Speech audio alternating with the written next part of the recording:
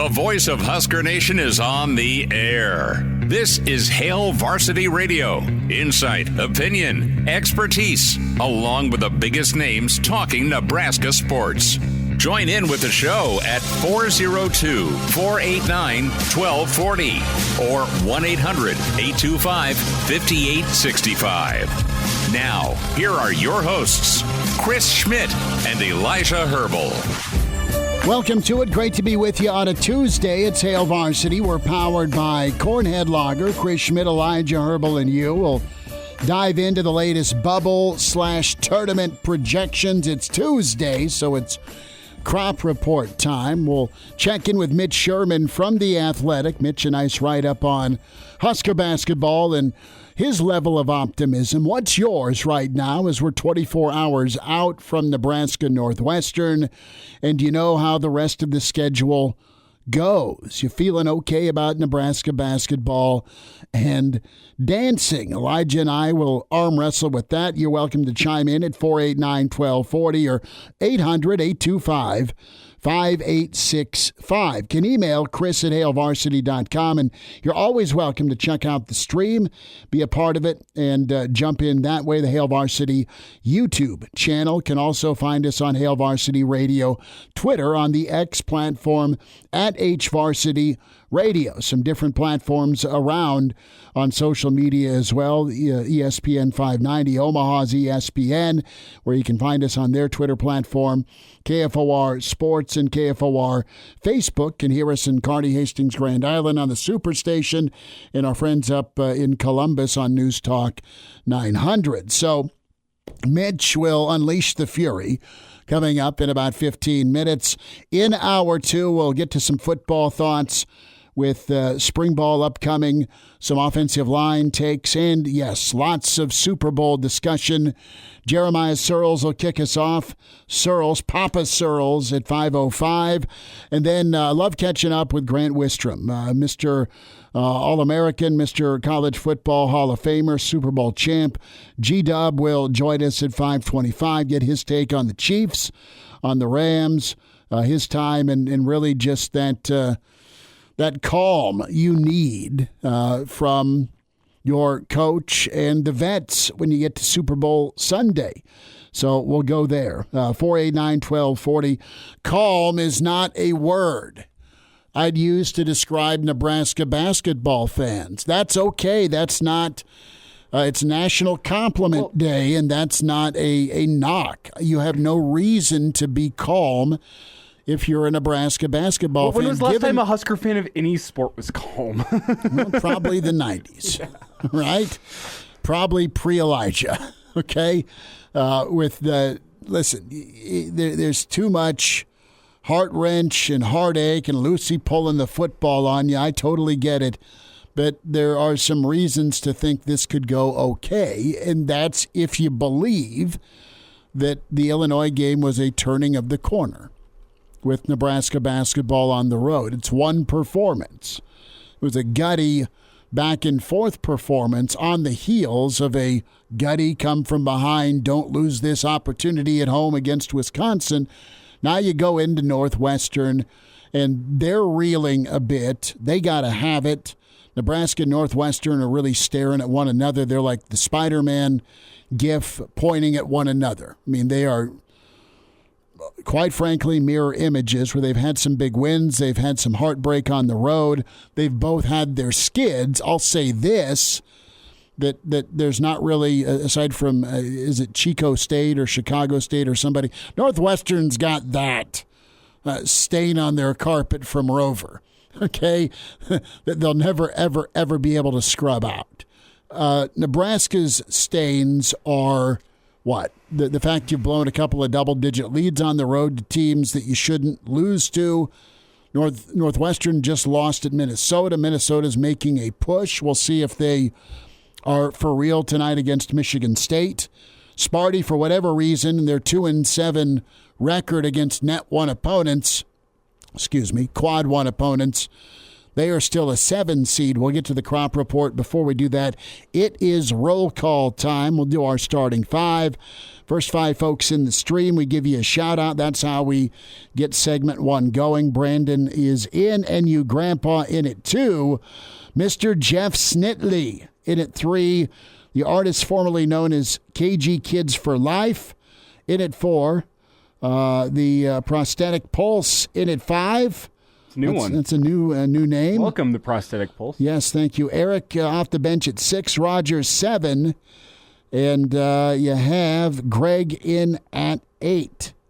Rewind 2001 in at 9. So Rewind chimes in and says the following. Let's go Husker basketball. I see them going 7-1 in their last 8. That would make them 8-2 in their last 10 going into the tournament. That would be incredible.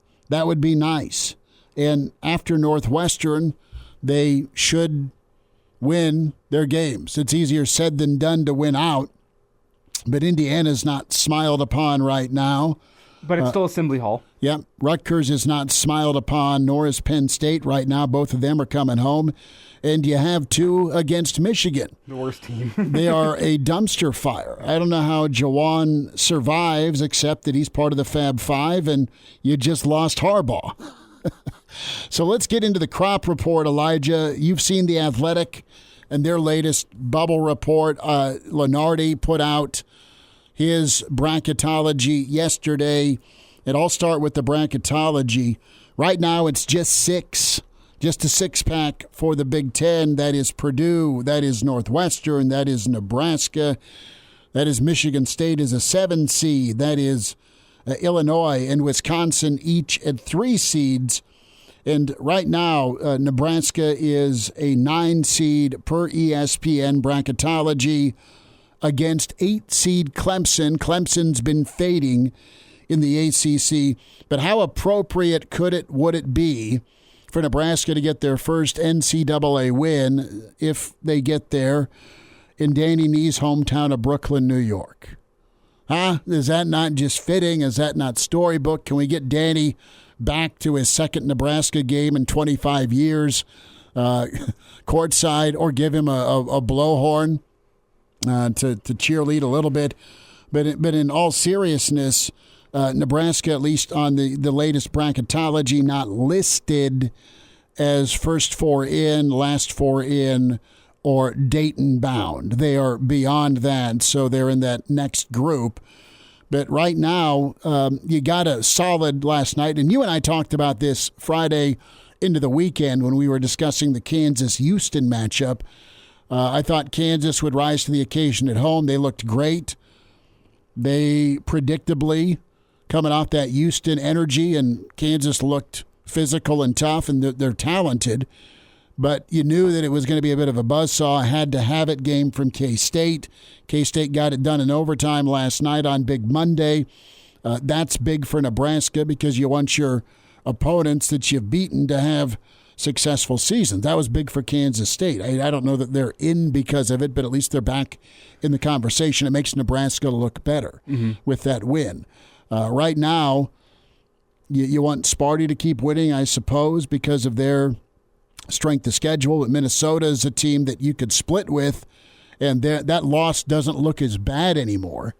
It hurts a lot more because you're up a boatload on them. So that's what I have for ESPN. The Athletic is really now kind of focused on Northwestern. Northwestern's getting the microscope treatment that Nebraska got last week by the Athletic when it comes to that fringe team that you've got an argument to be in, but you can't misstep because your margin for error is copy and paste, quite honestly, of Nebraska and Northwestern from last week to this week. Well, and you look at, I love a site called Bracket Matrix right now. What it does is it goes and compiles the bracketology from all the major sites and even some smaller sites as well. I think they end up using something like 25, maybe 30 different different bracketology data points.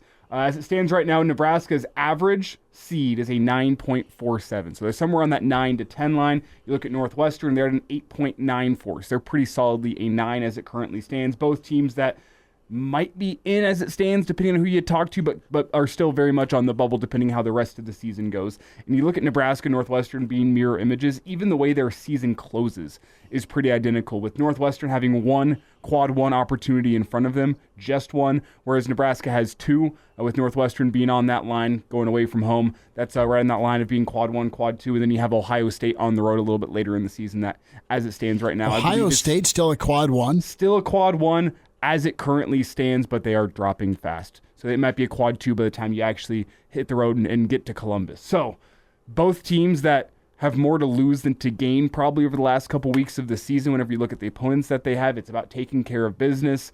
And neither team has an easy path towards getting themselves off the bubble in a good way, unless you really go and exceed expectations against the teams you're supposed to go beat. So the question, whenever you turn to tomorrow, kind of becomes who needs it more, because you're both these teams are in a pretty similar spot. Northwestern's been great at home, but again, not many opportunities later in the season to improve your standing. Nebraska's in the same boat. I don't know who needs it more in this basketball game. And that's what is kind of concerning to me with Nebraska, because I think you looked at the Illinois game, it's a game that Nebraska needed more. They played like they needed more. Are you going to get a Northwestern team tomorrow that has their back against the wall, being in very much a similar position to Nebraska, that if you drop one at home to Nebraska, it's probably going to drop you in bracketology, and you're not in a place where you can afford to have many of those losses? I think Northwestern can win out if they don't win tomorrow night at home, but this is a tough time of year for a skid. For anybody, but Northwestern is really similar because, I mean, they're right there. I mean, they had as good a shot to whack Purdue. Think about your monumental wins and your, hey, we've got one of these for the resume nobody has, right? There's just a handful of teams. Nebraska, Northwestern, Georgia Tech. We're talking top four wins. Whoever beat Houston and whoever beat UConn. I mean, there's a handful of teams that have done it, and teams that have done it are on solid footing, with the exception of Nebraska and Northwestern right now. So I think Nebraska, I would favor Nebraska in a little bit better headspace right now, because you blew a lead. Stop me if you've heard this before. You blew a double-digit lead at Northwestern. You lost in overtime. Your coach lost his mind, deservedly so, with the officiating at Purdue. So you're working on a 2-game losing streak. You got to protect home court if you're Northwestern. They are tough. They shoot 40-some% from three at home, and they're just in league play. And Nebraska needed home court to get a win against them earlier this season. They needed a monster shot by Tominaga, and they just outlasted, because Northwestern's defense clamped down on Nebraska. Nebraska went up, never able to pull away. That's been different for Nebraska. They've gotten up double digits on most people at PBA in conference, and then won by 15 or more typically. That goes for Indiana. That goes for Purdue. Never really grew a lead against Sparty. So Anonymous checks in and has the 22 number out there, tribute to Rex Burkhead. If we get to 22 wins in the regular season and get another 2 in the Big Ten tournament, are we guaranteed to be at least a 3 seed in the NIT? Wow. Well, another thought from Anonymous I think is less tongue-in-cheek is he thinks it's much better to be a 10 seed than an 8 or a 9. I'll get your thoughts on that. Would you rather Nebraska be a 10 seed? Because I understand where he's coming from. The point being that if you're an 8 or a 9 seed, you win your first round, you're going up against a 2 seed versus a 1. Yes. Listen, the 8-9 matchup in Brooklyn that I highlighted for you, you take on UConn in the second round. The best I've seen Nebraska seeded was a 7 seed. This was after Purdue in Charlotte, so they were supposed to take on Carolina in Charlotte. Again, this is a couple of weeks back. I think your best teams in college basketball right now, clearly Purdue and UConn, and I would put UConn above Purdue. Those are your 2. And as far as your 2 seeds, Kansas is in there. Marquette's probably up there. And Houston's probably a 1. According to Bracket Matrix, your top 4, Purdue and Connecticut are universally 1s. Everyone has them as a 1 seed. Houston has been included as a 2 seed on 2 different brackets that they have, and then North Carolina is closer to 8 different brackets. They're a 2 seed. Okay. So those are your top 4: Purdue, UConn, Houston, North Carolina. You get onto the 2 seeds. Kansas, Arizona, Tennessee, and Marquette. Right now they have Wisconsin as a 3 seed along with Alabama, Baylor, Iowa State. The 2 seed I do not want any part of is Tennessee. Okay. Tennessee scores, has a great tempo, and they play defense, and they look like they actually like playing defense. They're just all sorts of a ball of energy, although Rick Barnes has not been great in the tournament. So there is that. Give me the 2 seed, though, right? I mean, does Kansas seem more beatable? Does Arizona seem more beatable? I don't know. Just let's get to that point where we're getting way, way, way, way ahead of ourselves where Nebraska's in and they get their first round win. It will be a dogfight, whether they're a 10 seed, whether they're a 8 seed, whether they're a 9 seed, whether they fall to an 11. No fun. But it should be noted, at least you had the opportunity. You're in. First time in 10 years. And it should be noted, according to Bracket Matrix, Nebraska is in the bracket for every single one of the brackets that they follow. So Nebraska's in universally, and they're in as a 9 or a 10 pretty much everywhere. We asked you, are you optimistic about Nebraska and March? We'll get Mitch Sherman's thoughts. He's up with us next from The Athletic. It's Hail Varsity, powered by Cornhead Lager. It's that time. Psst. Hey, Mitch. Mitchie. We're looking for you, pal. Mitch Sherman from The Athletic, talking Big Red. Unleash the fury, Mitch. Unleash the fury! On Hail Varsity Radio. Back with you, it's Hail Varsity. We're powered by Cornhead Lager. We'll check in with Jeremiah Sirles and Grant Wistrom. Next hour, we get things kicked off. Mitch Sherman with The Athletic joins us at Mitch Sherman on Twitter. Mitch, how we doing? Thanks for the time today. Doing well. Chris, how are you? We're good. We are just talking the latest crop report with Nebraska, Northwestern, the Big Ten, and where the seedings fall. Big ball game tomorrow night. And Mitch, I just published a story on Nebraska basketball, and I want to get into the topic of optimism with you because you feel, as you've covered Nebraska basketball and Husker sports for a long time, you feel for the fan base of Husker basketball, just the uncertainty that exists this time of year when this type of season comes around. Yeah, this type of season in the last quarter of a century for Nebraska has come around so rarely that it would be nice if the fans could enjoy it, and I think they do enjoy the wins, and they enjoy when Nebraska's playing well, but there is a bit of a tortured nature to being a Nebraska basketball fan, because even in the seasons that are like the high watermark, and this is trending to be one of those, it's still really stressful. Nebraska doesn't get those kind of seasons where you get to the first part of February and it's just about wondering, how high you can boost your seed. It's always on the bubble, if there's a bubble, if the bubble even exists, and in many years it hasn't existed, then you're wondering if you're in or out. And this is one of those years. My feeling, and I wrote about this today after hearing Coach Hoiberg following the Sunday loss in overtime at Illinois, and then again today before they left to go back to Illinois, to Northwestern this time, is that this team is well positioned because it's now at the end of this stretch over the last 3 weeks that was always going to be the most difficult part of the schedule. And while a win would be fantastic tomorrow, and of course that's what Nebraska's aiming for, is to break through and get that road win, even if it doesn't happen, the way the last 7 games line up, I feel like Nebraska's in pretty good shape to be dancing in March.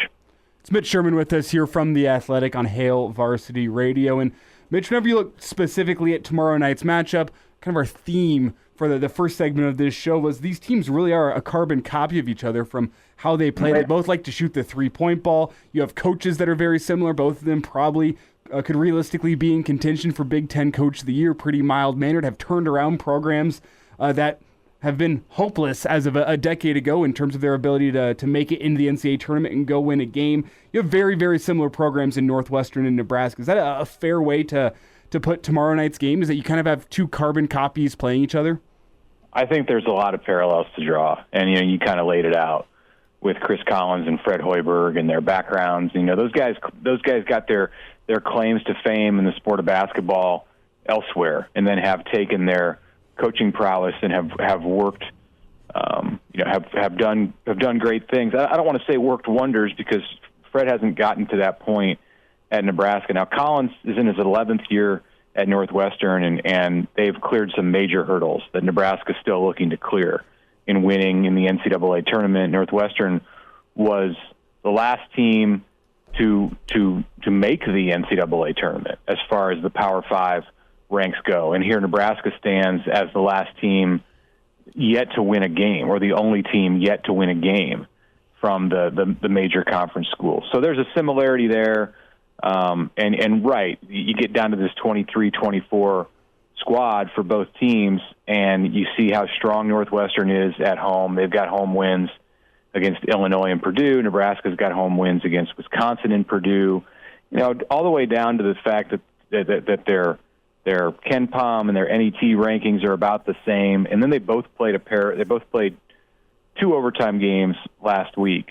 So they're coming in. Both of these teams are, I would say, with a little bit weary legs. Nebraska perhaps on the worst end of that because the Huskers played on Thursday, Sunday, where Northwestern played on Wednesday, Saturday, and the Huskers have to travel to Northwestern. So some significant advantages in favor of the Wildcats as far as their level of freshness for this game, coming off of a rough week last week with 2 defeats.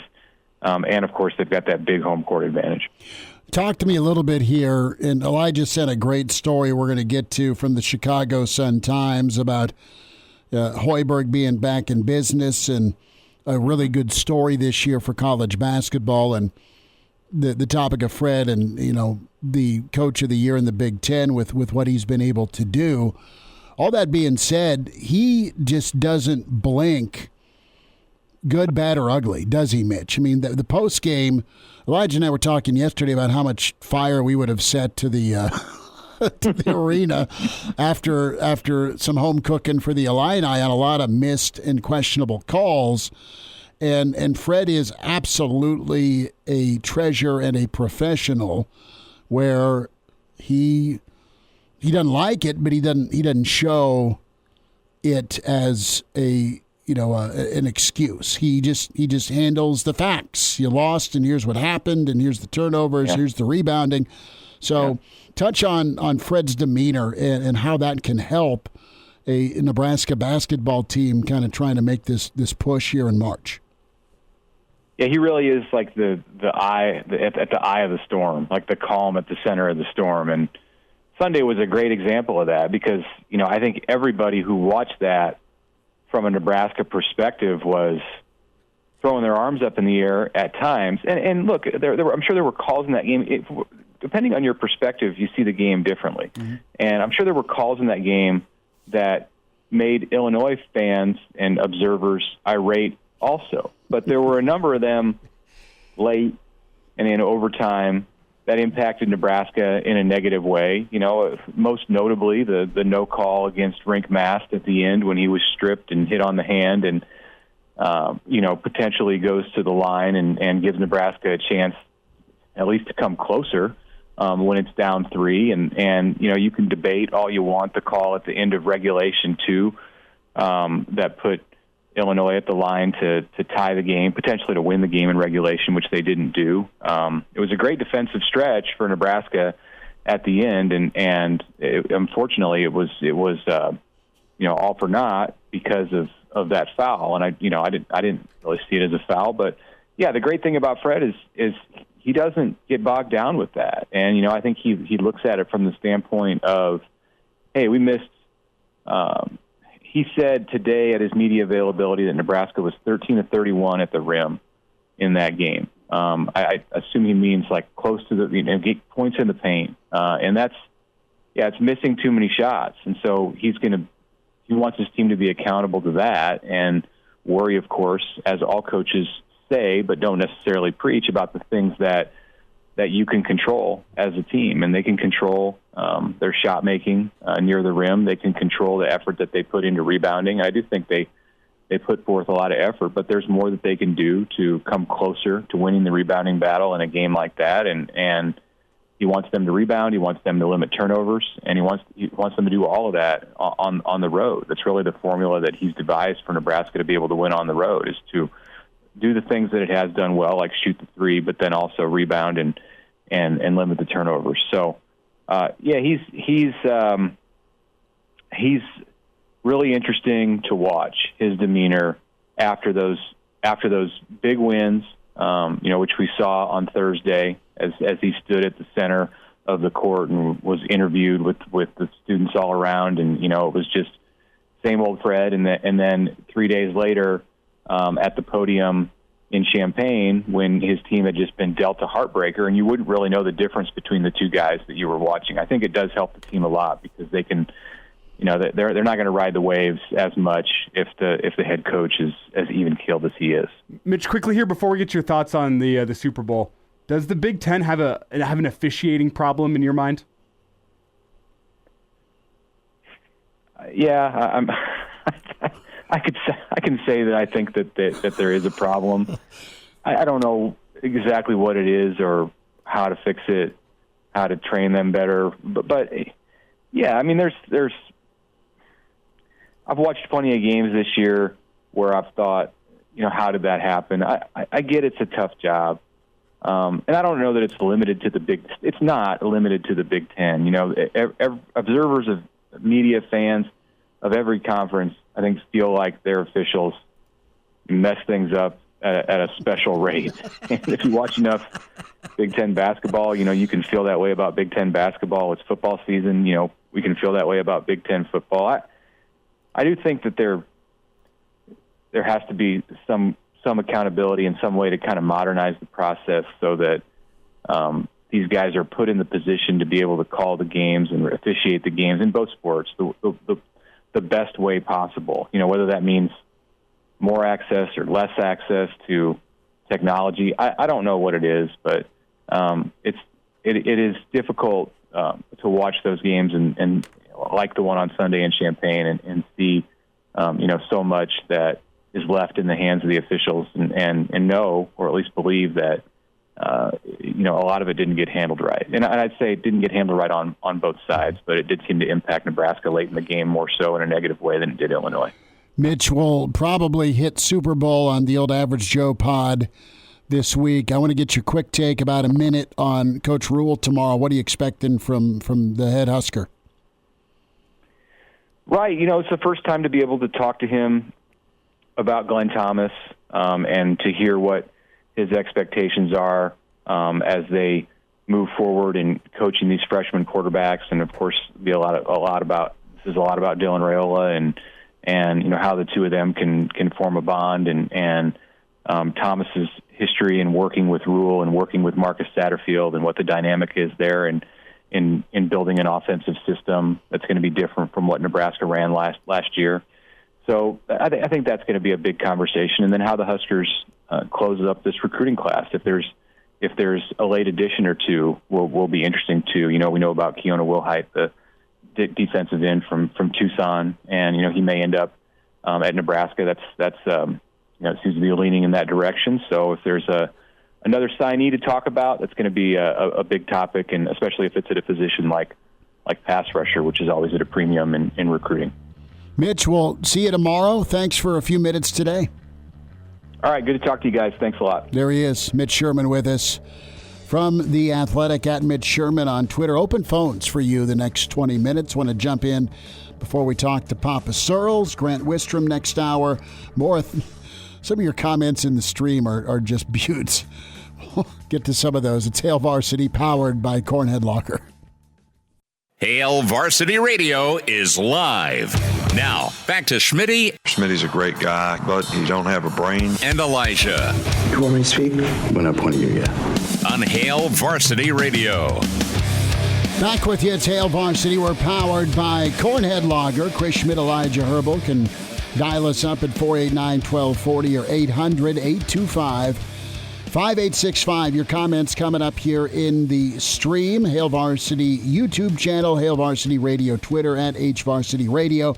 Reminder about your friends from Dyer Law. If you've been hurt in a personal injury accident, you can count on the team at Dyer Law to provide you with a helping hand when you need it, no matter what you're dealing with. Call Dyer Law and their team today at 402-393-7529 or visit Dyer.law to chat with a trusted professional about your personal injury claim. That's Dyer.law, 402-393-7529. So the topic of calm with Fred. Watch Fred lose it tomorrow night. Mitch's response on your question about the Big Ten, do they have an officiating problem? And for him to just, the way he says it so dryly and matter of fact, they mess things up at a special rate is good. Well, and I think he's got a point in that this isn't just a Big Ten problem. It feels like it's a college basketball program. It's a basketball problem as a whole. Because you've got dudes doing 5 games a week. They're traveling thousands of miles. It's a great paying gig. It's a part-time paying gig. Mm-hmm. It's too good of money not to do. You're making 6 figures, and you're probably exhausted. But you're not going to say no because you're not ready for it. But it's just the game of basketball has become extremely difficult to officiate, and you see that at the NBA level, the college level, the high school level. I think one of the things the NBA has added that maybe you got to look at with college basketball is that review system where coaches can go through and challenge calls that they don't like whenever it doesn't go their way. Some refs that just for the hell of it, though. Who's the Kelly guy, Pfeiffer? Kelly Pfeiffer. Yeah, that clown. Everyone loves him. I mean, he will do a review with the 3-minute mark, or he'll check some phantom happening or a ball that was grazed, and it takes 10 minutes longer than it needs to. And his second half flips from the first half, where if it's a physical, no blood, no foul first half, all of a sudden it's softened up in the second half and vice versa. The crew against Nebraska Sunday night, and I'll say against Illinois Sunday night, because that's how it felt. You just give me consistency, and we whined about this yesterday, but find me some dudes that are consistent. I have been laughing about this for quite a while. Oh, watching you try to hold it together. If you're not on the stream, you should have seen Schmidt trying to hold himself together when he saw this comment. He couldn't make eye contact with me. Tiger Shark Diver chimes in, and we're talking about Hoiberg and Freddie Ball games, the mayor's calmness, and Tiger Shark off the top rope here. Fred's a grower, not a shower. And I didn't want to be disrespectful to Mitch because he's answering a question, and I got to turn. It's like I'm in church and my brother ripped a loud fart or something. I was going to say, it's like that moment in high school whenever the teacher says something funny and you can't laugh because it's a serious moment, but then you make eye contact with your buddy from across the room, and he's doing the same thing as you, trying to hold it together. You're both out in the hallway. Yeah. You both get launched. What's so funny here? I see you and I both spent a fair share of time in the hallway in high school. I think I bled in my mouth because I would bite the inside of my cheek. Oh. No, I had it all figured out back in high school, though. I'd figure out whenever I'd be like, this lesson's kind of bogus. I'd get myself into the hallway and I'd just go do my homework in the hallway and save myself, 30 minutes at home that night. Work smarter, not harder. Well done. When it came to conference time, Elijah's got some behavioral issues in the classroom. A lot of lack of respect for authority, more from Tiger Shark. Big Ten has more problems than OJ in 94. Oh, that's good. The Big Ten did have problems. They were the number 2 undefeated football team in 1994. Hello, Penn State. Let's get back to the show, says Tiger Shark. I have ADHD. Tip your waiters, try the veal. Good stuff. What's Crew's problem?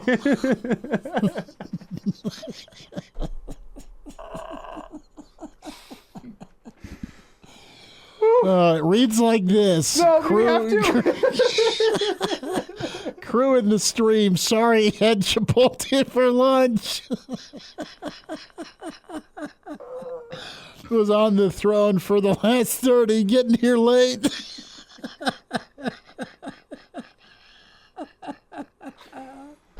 Oh, I apologize to all our radio listeners that are like driving home from work right now. They got no idea what's going on. What are these yahoos doing? Oh, my Lord. To business. To business we go. I'm sorry, focus. This is garbage. I will be better, I promise. So let's talk about this report from the Wall Street Journal, because that's more interesting than Crew going psycho in a bathroom stall. Fox, ESPN, Warner Brothers, they're combining their sports rights to launch a new sports streaming service. That's the word from the Wall Street Journal. Do you pay for your Fox app? I think that's free, isn't it? But Peacock isn't. ESPN, ESPN Plus, I'm sure I pay for that because I get charged $10 a month by ESPN. But it's going to be available on ESPN Plus, Hulu, and Max subscribers. So can we do everybody a solid? And I don't know if you run into this problem. The Schmidt household has. But there's 40 different subscriptions. Can I get it under one umbrella and cancel my $10.99, and I'll gladly pay you $19.99 for my Hulu, my wife's Hulu, my ESPN Plus, and my Max? Can we do that? Can we get that worked out? Can we just get the powers that be to come together and say, hey... Well, we just kind of did. Well, no. I'm going to go further than that. Instead of Fox and ESPN teaming up, let's get all the people that broadcast college football to team up, and we'll get the college football subscription pass. Mm-hmm. You got the college basketball subscription pass, maybe for an extra, $3.99. You can throw the college baseball subscription onto one of those. Make it easy for the people. I'd be more willing to pay for a subscription service to, say, Peacock if it's not just, you get your one decent basketball game a week, and maybe you get to watch The Office, too. Let me watch all of college basketball. You don't need YouTube TV. All the games are available on this one app. Here's your college basketball app. Here's your college football app. But my Peacock experience was less than stellar. It's been good 90% of the time, except when Nebraska was on it, right? So that was my problem. The reason we all switched from cable, Black Hills Brandon chimes in, is what these streaming services are starting to do now. Yeah, that's fair. They're nickel and diming you for certain TV networks. Mm-hmm. You end up paying the same amount as you were before. Well, that's where I'm at. Like my YouTube TV is like close to 80 now. It started out at 50. Yep. And whatever, it's convenient. I like it. No worries. I have no complaints with it. I'll gladly pay it, and away we go. And I don't have to have the box or the DVD or the DVR situation. All I'm saying, the more you nickel and dime me, the more it makes you want to go to the dark web and find it for free. And Elijah can show you how. That's on the uncensored Hail Varsity. We'll wind down hour one. And now, back to Hail Varsity Radio. One final time this hour, it's Hail Varsity. We're powered by Cornhead Lager, Schmidt and Elijah Herbel. Find the show, podcast, Spotify, iTunes, Google Play. Each daily show gets updated on those three platforms for the audio portion, the full show, or just the interviews you want to hear. Your choice, your call, and can see the whole thing with the Hail Varsity YouTube channel. Check that out. Subscribe to it. It is free to subscribe. Give us a follow on the Hail Varsity Radio Twitter feed as well at HVarsity Radio. Can find us, Elijah Herbel, at Herbal Essence on X, or at Schmidt Radio. Make that at Schmidt_radio for our Twitter handle. Reminder to get buckled up. Coaches make substitutions during the game to get the best player on the field. Getting behind the wheel after drinking also demands a substitution. Impaired driving is deceptively dangerous. A message from the NDOT Highway Safety Office. So Stuart Mandel tweeting out a little bit here on this merger here, where you're going to pool some resources if you're Fox And if you're ESPN, because you have the two big dog conferences, the games, the matchups, the helmet showdowns you want to see from a streaming business venture together. Now, if the game's going to be on Peacock or on some other tier, NBC, or CBS is streaming, you're going to have to pay extra for that. But at least you kind of got a one-stop shop here. What I need to do is combine them. I need to combine them instead of paying a la carte on all of them. Whatever that number is, we can talk. And that's what I was kind of saying earlier. It's like, you have NFL Sunday Ticket. That does it really, really well. Doesn't matter if it's on Fox, on CBS. And I understand you have a parent company in the NFL that has a little more control in these situations to be able to make this happen. But, like, Sunday Ticket, I can watch any game, any Sunday that I want to watch, no matter what network it is, for one flat rate. Give me that for college basketball. Give me that for college football, where it's just, you know what? I can open up this app, and whatever game that I want to watch, I can. It's there for one flat rate, no matter what network it's on. So let me ask you this. How many times have you just stayed in, or would you stay in? Part of the fun, though, is to go out with some buddies, and you find a bar that's got the wall of TVs. They do it for you, and you get out and socialize a little bit. On a per month average, are you at home watching the game? Would you stay home to watch the game you want, or would you go out? I mean, I'd stay home pretty much no matter what. Okay. Like, I don't think that having it on at home is my be-all, end-all of, I don't want to go out. It kind of comes down to social situations and how hungry I am. Do I want to have a couple beers? More than, can I get the game at home? Okay, so it just kind of it comes down to your mood. I mean, I have Sunday Ticket, and I'll still go hang out at the bar and watch an NFL Sunday there. Yeah, it's all on mood. I don't think that. I mean, maybe I'm the unique case here. I don't think that is what drives my decision making in terms of do I watch it at home or do I watch it elsewhere. Well, Matthew's got a good point when we talk about that advisory board that came into being last week. Sounds like the advisory board for the TV executives for the Big Ten and SEC, absolutely.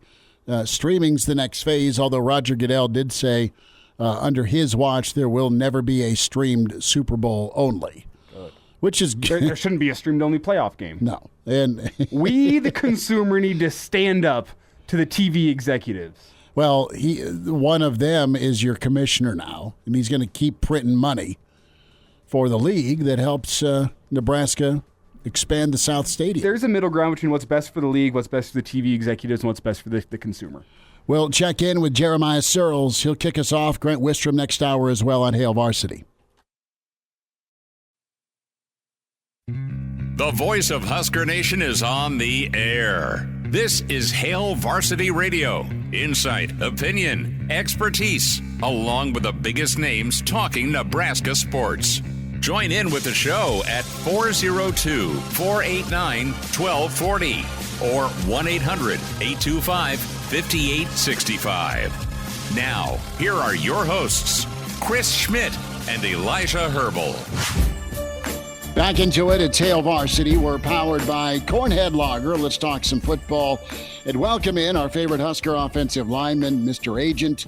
He's in his Husker den. It's Papa Sirles, Jeremiah Sirles, with us at Sirles71_HSKR. Sirles, it is that week. It is Super Bowl week. And you've got a stern look on your face as you nod approvingly. Man, you guys were just right there. Yeah. Just not that long ago. What's this week mean to you as a former NFL guy? Yeah, this week it's awesome. For me, this is such a great week because you get to watch two teams that have had the same goal in mind since they started OTAs back in April, and here they are.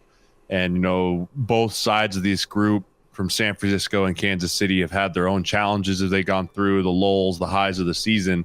And to see them as the last man left standing here, I mean, it fires me up because I think it's going to be a great game. But there's also that part of me that's just really sad because I know that, this is the end, right? Like, from here until September of next year, I don't get to watch football. I don't get to sit on my ass on a Sunday and just watch TV.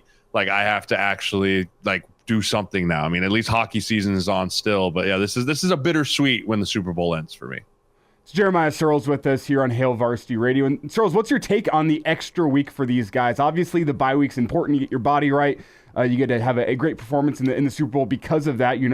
I guess less of a chance to have sore bodies, lingering injuries. But at the same time, with a game this big, it's an extra week for these guys to think about it. And these guys to just be, stressed about the moment. Maybe they're losing sleep this week, playing in the biggest game of their life. What is your take on that extra week for the guys that are going to be competing in the game? Yeah, I understand it because you do want everyone to be as healthy as possible. But at the same time, you're exactly right. You can chase ghosts. You can overthink. You can over-prepare. You can try and think, I'm going to outsmart this dude by entering that instead of just like rolling with it. Like the playoffs are such a momentum thing week in and week out. Just survive in advance, survive in advance, survive in advance. But as we all know, the NFL is a money-making machine. And so the longer we can just plug away for 2 weeks talking about the Super Bowl and add extra events and extra things. But from a player's perspective, and I'm talking with guys that have played in the game and been there, it's a grueling week. Like the week before, like when you're preparing, so like right after the championship games is kind of business as normal, right? You're in your facility, everything. But they said once you get to the Super Bowl week and you have the media and all the events, all that stuff, like the game just can't get there soon enough. And I feel for those dudes on that respect because, yeah, you're trying to go win and play in the biggest game of your life. But at the same time, you have a bunch of contractual obligations you have to do throughout the week to make the wheel go around. Sirles, let's talk about the matchup here. You've got Kansas City and San Fran. I believe San Fran's favorite, 1.5, 2 points. That's still the case, I think. And what do you like? I know the storylines, the quarterback matchup, and I also know the storylines, the Frisco offense versus that Kansas City defense, and then you also have Kansas City's pass rush. They're incredibly talented, as is San Francisco's. So, who wins Sunday? Yeah, it's going to be a phenomenal game. The couple things that I'm looking at are how does Brock Purdy play against the blitz? Right, all year he's been great. I mean, he has a 119 passer rating when he's pressured throughout this year. He's been fantastic of knowing where to go with the football, having answers when they send too many, and a lot of that also Christian McCaffrey, not just a great running back, fantastic pass protector, like being able to see the field come across. So how does Spags and those dudes where he blitzes like crazy and brings guys all over? What is their plan, and how does Purdy respond to that? Is going to be a big part of the offensive success for San Francisco or not? Flip it on the other side, Kansas City. The thing that hasn't been talked enough about them is their run game. Isaiah Pacheco and what that offensive line has been able to do really since the month of December has been heavily reliant upon the run game with those sub-zero temperatures. And looking at the Detroit game, looking at the Green Bay game, they ran it on the San Francisco 49ers pretty well. They went up and down the field, especially in that first half. I think Kansas City is going to want to come out and establish the run against this front because this front is not the front you want to fall down 10 points to. Like you fall down multiple points, multiple scores against Bosa and Gregory and Armstead, it's not a good time for anyone involved, regardless if your name's Patrick Mahomes or not. So I believe they really want to get the thing going, but it's really going to come down to can 15 continue to find ways to win. And I've been betting against him the last 2 games. And, hey, the Bills are going to get him. Oh, okay, well, the Ravens will get him. Okay, well, I can't bet against him anymore. As much as I don't want him to win, I probably think Mahomes finds a way to win this because he is just a freaking magician. Jeremiah Sirles with us here on Hail Varsity Radio. And Sirles, whenever you dive in specifically to the offensive lines, obviously the quarterbacks are going to draw the headlines. Mahomes, Purdy, what a great story Purdy is, by the way. Mr. Irrelevant to the Super Bowl within just a couple of seasons. But at the end of the day, football a lot of times comes down to offensive line play and running the ball, as you said. Which team do you think has the better offensive line? Oh, the Niners. The Niners in general's roster is better. Like top to bottom. Like you look and you compare rosters, it's not even close, the talent level between the two. Now 15 for Kansas City is the ultimate X factor, but I do believe that from left to right, from Trent Williams to John Feliciano to McKivitz to those dudes on the front lines for San Fran, I think are better. Now I do think that if you just say interiorly, right, the interior for Kansas City with Creed Humphrey, Joe Thuney, Trey Hendrickson, like those 3 dudes are nails. Now, Joe Thuney, I don't know if he's going to be healthy or not. He had the pec issue. He missed the game, but I thought Algretti stepped in and played really well for him against the Ravens. So, I think interiorly, Kansas City, but as a whole unit, you got to give it to San Fran. Sirles, what is the grub situation like for Super Bowl Sunday? Elijah and I have batted this around, and, there's thoughts of chili and wings and pizza, yes, but what are you doing? I went on a big tirade on this on my podcast this morning about the fact that Super Bowl parties are not it. They're not it. They're not the thing to do. You sit your ass at home, you watch the game, and no one bothers you. Like Super Bowl parties, when you go to them, like it's not to watch the game. Like I want to watch the football game, and I don't want someone being like, "What's the false start?" Like, no, I don't want to hear it. Like, what just happened? Why is the guy in the white hat talking? Like, no, it's 3rd and 8. Leave me alone. Right? Like those are the type of things I try and avoid. So I think we're just gonna hang out, chill at the house. I think one of my buddies down at Kratos might be having like a watch party, but I trust those guys because they're all former athletes to just leave me alone. I did have a buddy from church that was doing a pickleball tournament during the Super Bowl. I was like, you out of your mind? I was like, stop it. Like, no, absolutely not. You don't pair the Super Bowl with something. You pair Thanksgiving with something. No, you just have it be its own thing.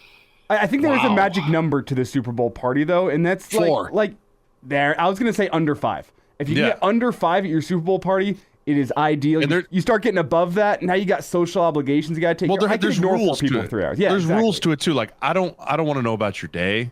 I don't want to know about your week. I don't want to know about what your kid's doing. Like, I don't want to know about any of it. I want to watch the game. You can talk to me afterwards, fine. Like, oh, you had a tough week? It's 1st and 10 on the 20. Leave me alone. Right? Like, there's certain times. That's the time and the place to vent and talk about your life. Is not during Super Bowl Sunday. I'm sorry. Are you a big connoisseur of the ads, or do you give a crap? I could care less. I used to think they were cool as a kid, but, I mean, for right now, I'm about the football, and the problem is I'm going to have to watch Taylor Swift, and then I'm going to have to watch the ads and do all the things.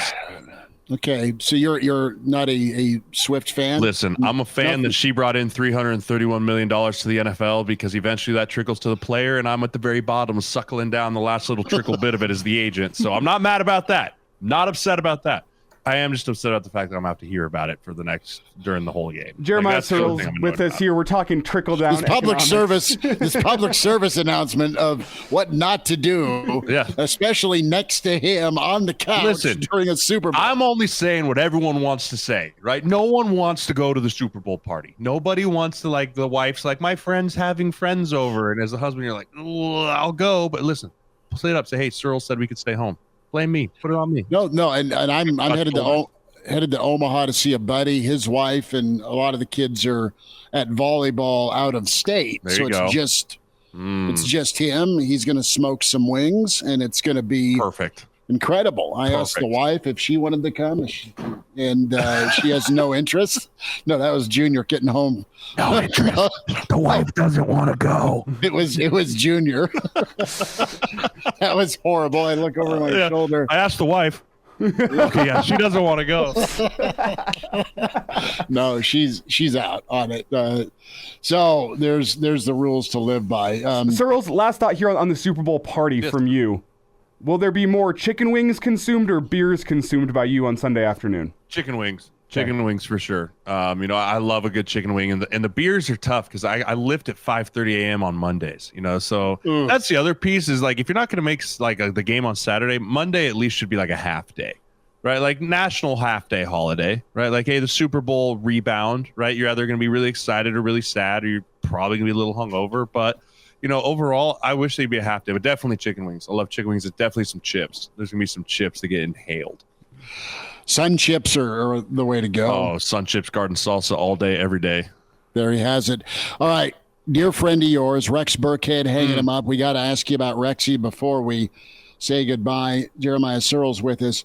What's your Rex moment? We're kind of polling folks we talked to this week, and you've got a chance to see most of them. Yeah, I've got a lot, but the one that comes to mind is the first week we were here, like the very first week in 2009 in the summer when we all got here. We all decided like we couldn't work out with the team yet. So as a freshman, we were like, hey, let's go get a workout together. And Rex was the one that led the workout, right? He was like, hey, I know what we're doing. And he just took charge from that moment on. And all of us were like, yeah, this kid's going to be special. Like he's going to be the dude. And then, the one that really sticks into my mind is Iowa 2012. We're trying to figure out a way to climb back in. It's freezing cold. Like nothing's been going all game. Rex didn't play in the first half, and then he came out on the second half and he was like, I'm playing. And we found a way to just ride his back all the way to win that football game. And, for him to be that guy for us in those moments was just so much. And he just meant so much to us as a team, meant so much to us as teammates. And, he's just such a fantastic dude. And He also is the last of the Mohicans of the 2009 NFL OLA class. We all had good careers. He outlasted all of us, and he's the last one to hang him up. So that it's an end of an era for sure. Yeah, and from your experience as an agent, what does it mean, especially as a running back in the NFL, to go from a 6th-round pick to being a guy who plays for 10 seasons? Yeah, I mean, playing 10 seasons as a running back in general is such a hard thing to do, and Rex found a way time and time again to just keep carving out a new niche for himself, whether it was a 1st and 2nd down power back or a 3rd down blitz protection back or a screen back or whatever the team needed, he was able to just create. And he was able to do and fulfill. And that's the kind of guy that the NFL wants around. You might not be the fastest anymore or the most talented, but every locker room needs those kind of guys. Every position room needs those kind of guys. And Rex was absolutely one of those dudes that until his body gave up, he was just going to keep going. And as an agent, you'd be like counting your lucky stars if you had a 6th-round pick go 10 years, yeah? Absolutely. Anyone. I don't care if it's a 1st-round pick. You play 10 years, you hit double digits in the NFL, man, you're doing something right. Couple minutes here. Jeremiah Sirles with us. It's Hail Varsity Radio, powered by Cornhead Lager, and we're talking Rex Burkhead. We'll have a chance tomorrow to hear from Matt Rule, Sirles, and we're excited to kind of get his thoughts as things transition from winter conditioning into spring football. And I'm just wondering here. We think the two position groups to have the most attrition going to be offensive line and secondary, right? Just because you have so many numbers. What's a good number? What's a needed number on the offensive line? You talk about your best 5 for sure, but you need a swing and a backup guard or a guy that can play guards and center. How many linemen do you need ready? 9. You need 9 guys ready, right? You got to have your starting 5. You got to have your true backup swing tackle that can play either one. And then you really want to have just a true backup center. And then you want to have that guy that can back up both guards, right? Like, so you want to have a guy that, because not always are you going to have that swing guard, in my opinion, in college, right? Usually it's a guy that's developing as a left guard or developing as a right guard. And as a young player, you don't really want to say, hey, you're just going to swing, because you want them to truly develop into one position.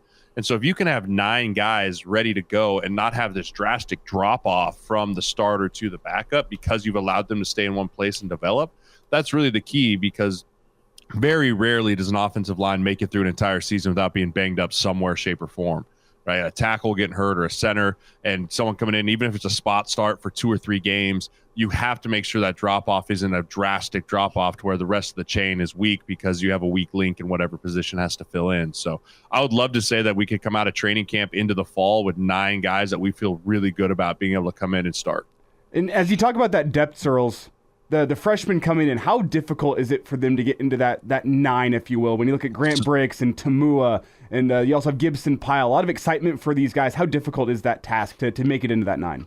Yeah, it's hard, man, because not only physically you trying to get caught back up. I mean, good luck if you're 18 years old, come out of high school, and there's Nash Hutmaker standing across from you, right? Like, that's a tough thing to do just physically, but then the mental aspect of it too, of understanding offenses, understanding what the scheme is and the snap counts and what the checks are and all those things. It's just a lot to try and figure out, especially in 1 year. And honestly, it's not the greatest thing for your development, right? If you come in as a young player, if you can get in the weight room and be in that developmental group that's lifting 3-4 times a week, putting strength on, putting weight on, making sure that you can figure your life out outside of trying to understand the offense, then you go into spring ball into your second year in a much better position than if you were just your first year. Jeremiah Sirles with us. Sirles, last thought.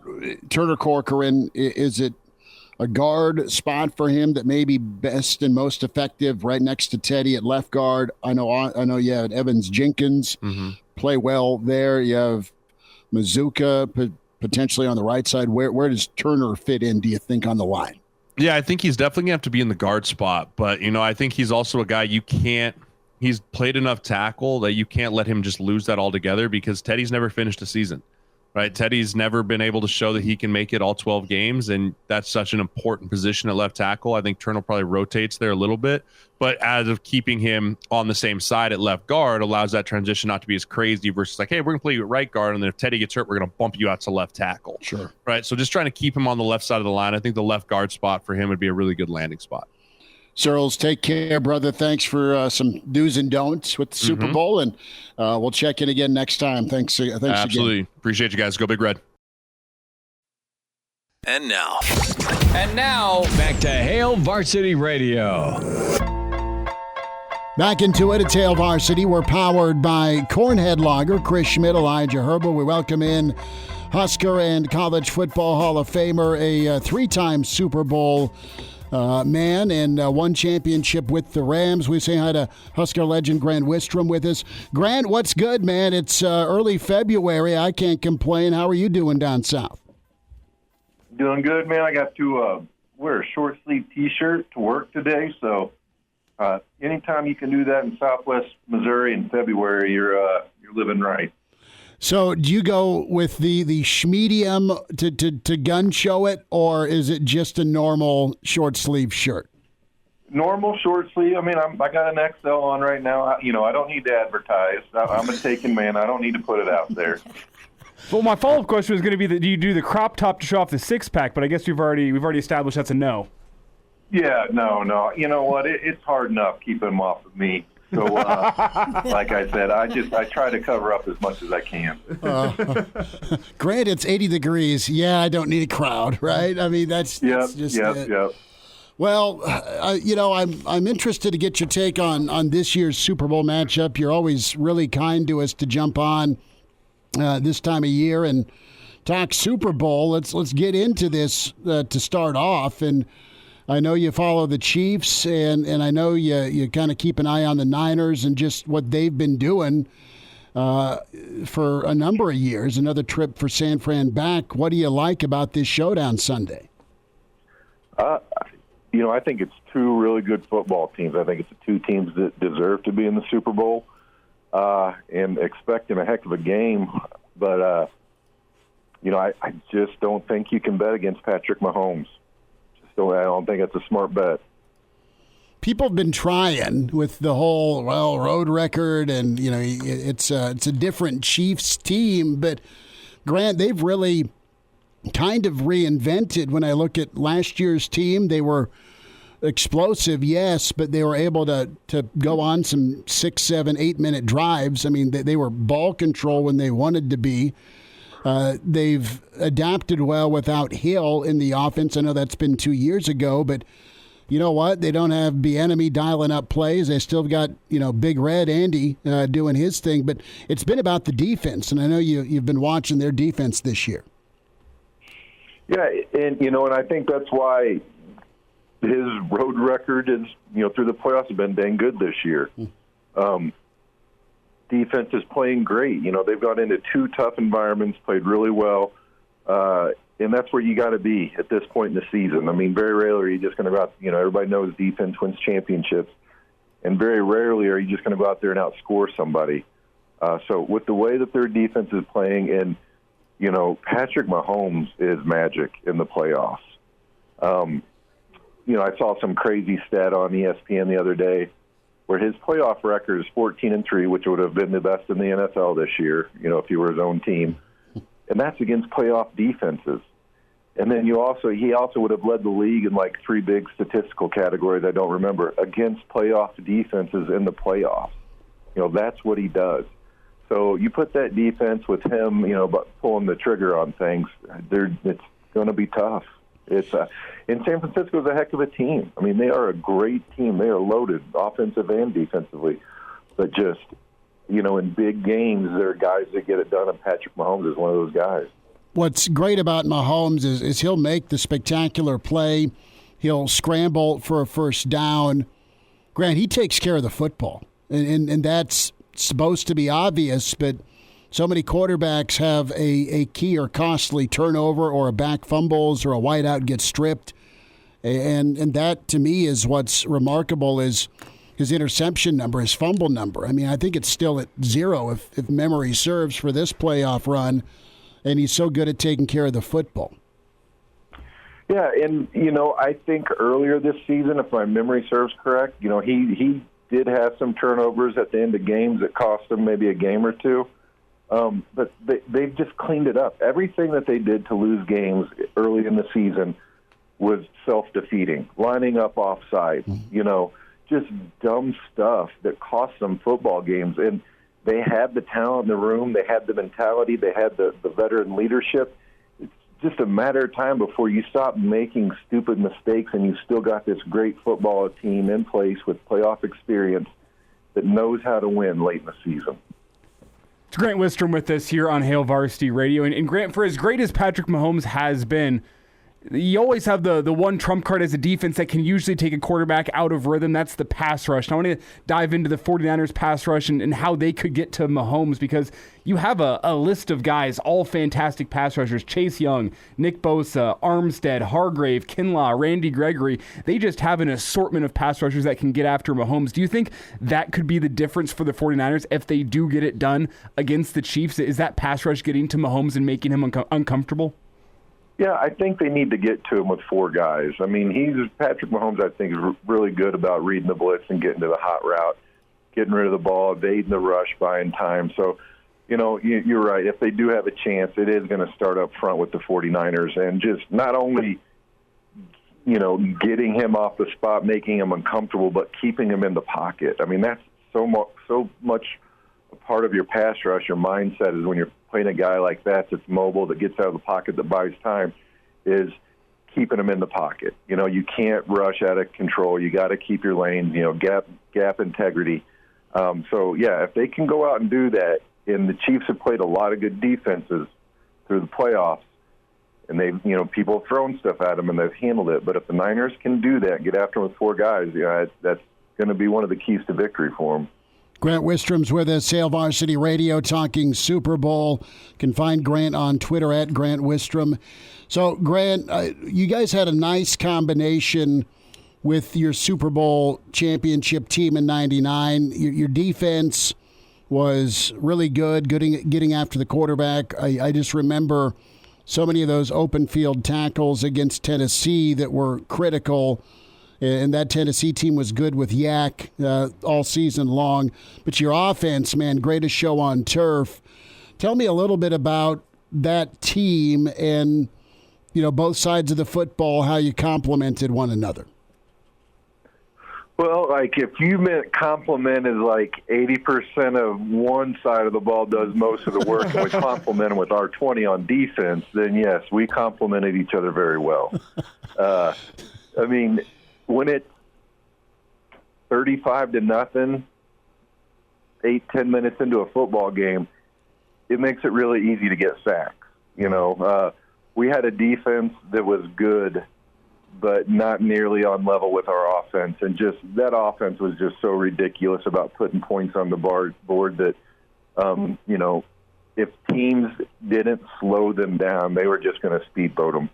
And it's really easy to play defense when you know they're only going to throw the football. Did you have a good feeling about that team? I know it was going into your second year, and I know the Trent Green, Kurt Warner situation's been well documented, but did you have an idea that, all right, if Kurt's able to get settled, and he was phenomenal, but did you have any idea that, okay, you could go beyond a playoff run? No, Schmitty, it being my second year in the NFL, I had no idea what it took. And even when you think you've got that team, there are just so many variables that go into a season that it can be taken away from you at the snap of a finger if the wrong person goes down. So to say that, especially with Trent going down and just a quarterback that I don't even know if he'd thrown 10 passes in his career at that point. There's in a regular season game, Kurt, there's no way that I would have had any thought that we would have had that run that we had. How calming was Coach Vermeil? He'd been there, but a lot of you guys hadn't. Yeah, we were a really young team. I don't know if we might have had a handful of guys that played for other Super Bowl teams, but not very many. The majority of it was a part of a Rams organization that had been the losingest team in the past decade in the NFL. It wasn't like there was a complete roster turnover from year one to year two for me. So it was, Coach Vermeil's, he said, going into training, it was crazy. My first training camp, I'm sitting in the cafeteria line, and one of the NFL Films guys was standing next to me, and he's like, "Do you guys practice like this every day?" And I'm like, I don't know. It was like day 2 of like the rookies coming in. I'm like, I don't know. I'm a rookie, and this is all I know. I'm like, how's it compared to other places? And he's like, we've never seen anything like this. Just the level that he just beat us down and broke us down. But going into year 2, I mean, he actually said that at training camp. He's like, I have been working towards this season. The entire time I've been here, I've been breaking you guys down. I've been weeding out the people that I don't want to be here, that don't want to do it the right way. And he's like, Coach Vermeil even in training camp, that he called it. That was his blueprint. So him just having that steady, and then Coach Vermeil wasn't always steady. The guy can be very emotional. Mm-hmm. But just he always had our backs. You knew he loved you as a player. I love Coach Vermeil to this day. I put him up there with Coach Osborne, and I don't think there's very many guys in the NFL that could say that about their head coach, that they love him. And I love Coach Vermeil because I knew he cared about me more as a player more as a person than a player, just like Coach Osborne. So he's the type of guy you just want to go out there and play hard for, and he was a calming influence, like you said. How did he connect with you? Because it's so different from the college level in a lot of spots to the pro level, where it is a business and you're a employee and you've got a job and you're supposed to go do it, and there's not necessarily a lot of emotion with some franchises. How did Vermeil connect with you? There's just some people that have an innate ability to do that, and Coach Osborne's one of them. Mm-hmm. I mean, there's not a young man or fan that bumps into or gets to meet Coach Osborne that just does immediately feel a connection towards him. And Coach Vermeil is that same way. He's a very emotional, very passionate person. He wears his emotions on his sleeve. He knows where you stand with him at all times. His wife, Miss Vermeil, is an incredible lady. They'd have the team, position groups over before the season so she could get to meet all the guys. And he ran it like a family affair, and I felt like, and still kind of do, that I'm one of his surrogate kids. Good stuff from Grant Wistrom with us here. Super Bowl week. Huskers in the Super Bowl on Hail Varsity. We're powered by Cornhead Lager. We'll spend a few more minutes with Grant, get his take on more of the matchups, some thoughts on Husker football as spring session just around the corner. Baltimore Ravens Sam Cook will talk Super Bowl tomorrow, but more with Grant next segment. And now, back to Hail Varsity Radio. Grant Wistrom's with us, Hail Varsity Radio, talking Super Bowl. You can find Grant on Twitter at Grant Wistrom. Grant, let's spend a minute on Nebraska and Coach Rule, and you've laid out the connection that's important for players and coaches, and T.O. and of course Coach Vermeil. Talking with some folks who've played for Rule before in Carolina and just, being around the program here a little bit. I mean, that's kind of the same way to chop some wood for Rule. He wants to, and he does let's have folks over for dinner. I mean, he's not only a great communicator, but his football background's really impressive, but he's also got that personal touch, and we're all excited to see how spring ball goes here. Yeah, me too. I mean, it looks like it's been a heck of an off-season for him, and like you're saying, Smitty, just the connection. Like, you didn't see a mass exodus in the portal from Nebraska. We lost a few guys, but the majority of the guys, they're stuck around and stayed, and it's because they've got the buy-in, and they buy in him, and they buy in the direction that they're headed. So, I drink the Kool-Aid every year. I'm very excited for spring ball and this upcoming season, and, what all these big signings, he's got coming in, seeing what they can do.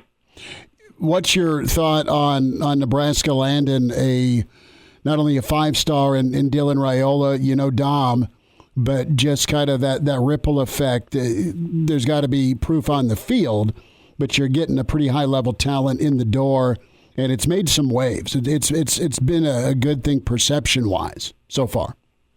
Absolutely. I think that was huge for Nebraska. You know, it was a shame when it started to not go their way, but then they got them. And just with the way social media is today and how they, like you said, you know, a butterfly effect and ripple effect, and just, you know, a little ripple now can be a huge wave later on. And that's what it's done with Dom and getting a lot of guys from the portal, I think, because of it. And it's just got good energy in Nebraska. And, you know, hopefully the momentum keeps going. All right, I've got to shift gears to the other topic with the Super Bowl. And being a proud soccer dad, you've had lots of road trips all over the country. How much Taylor Swift has been played in the Wistrom mobile? Oh, no, we are, and I honestly, in my household, I'm probably, if there's a Swiftie fan, I'm the closest one to it. So there's none of that played. You know, it's more, you know, she's a product of her parents. It's more gangster rap and hair metal than that kind of stuff before games. Okay, well, what's the rap and what's the hair metal? Is it AC/DC and Biggie, or I mean, what's the playlist look like? Oh, you know, I mean, you name it, it's on there. Obviously, Tupac, Biggie. Charlie, by the time she was about 5 or 6, could differentiate between Led Zeppelin, The Doors, and one other, maybe it was the Stones. Like Pink Floyd. That was it. She could just for about the first 10 seconds of each song, she could tell you who the artist was. So she's been raised right, man. She gets all the good stuff. That's pretty good. Good work. The Zeppelin, Dad, let's play a little Tupac, but then I want to hear When the Levee Breaks. And you're all right. Got it. No, I like it. Well, Grant, it's been incredible to catch up with you again. Are you doing ribs this year again for the Super Bowl, or you got something else cooking up? Oh, man, actually, I'm going to be in Lincoln, Nebraska. Whoa. The Super Bowl. A buddy of mine and I are starting a roofing company up there, Champ Roofing, and we're having our first big meeting up there. So we picked the date. Did not realize it was Super Bowl Sunday, but so I'll be in Lincoln, Nebraska. Well, good, man. That's awesome. Well, enjoy the meeting and enjoy the football, and we'll touch base again soon. You take care, and thanks for the time, man. All right. Thank you, Schmidt, Elijah. You guys take care. Go Chiefs. There he is, Grant Wistrom, Missouri boy, is all for his Chiefs, and love talking about his experience. We've talked a lot about calm today, right? That sounds boring and, well, kind of stupid, except in big games, in big moments, after big games, in big moments, and, you know, you can take a lot. Your team you're cheering for takes a lot from calm during a storm, right? And be it Fred Hoiberg not losing it on officials or... So I think that may have helped a little bit. Well... Maybe not your team and their ability to come back, but maybe the calls you're getting from the refs. Well, who knows? Fred didn't stay calm at halftime of Nebraska-Wisconsin, right? Yeah. So there's that. But we'll get to some more of your stream comments, and all these interviews are posted on the Spotify, iTunes, Google Play platform with the podcast. And we do about 4 segments a show for the podcast, the entire show, and then 2 or 3 interviews / segments. So subscribe to that, Hail Varsity Radio, and give us a rating and tell a friend. Subscribe that way. Subscribe to the YouTube channel, our daily show via video, the stream, and where you can comment, and so many of you do every day. We love that. Hail Varsity Radio, Twitter at HVarsity Radio is where we go. The other talking point today was the Big Ten SEC partnership and what's it going to accomplish. And right now, the thing you need to know about this burgeoning cooperation with the Big Ten and the SEC is, quite frankly, the advisory group announcing last week that the SEC and the Big Ten are going to be more of the bellwether where college sports are going, and that's where they desire to go. With both of these, it's going to be able to call their shots, have control, and be must-see TV to keep printing money for both conferences. This is on the streaming side of things we're talking about. They'll still keep their normal on-air contracts with their prospective partners because that's where you make your revenue. But they're going to try and get control.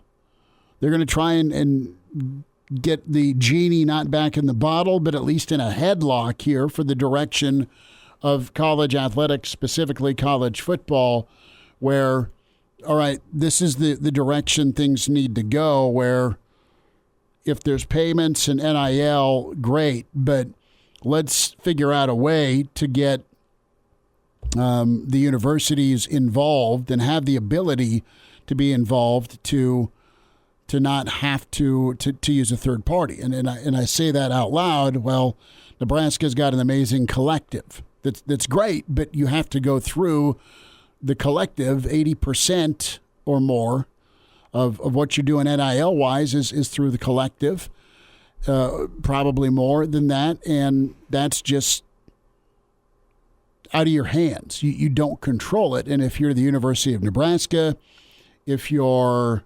Alabama, if you're, pick a school, if you're Texas, you want to be able to be in control because you're the one that is bringing in the players, you're doing the recruiting, you're doing the coaching, you've got the academic side, you've got the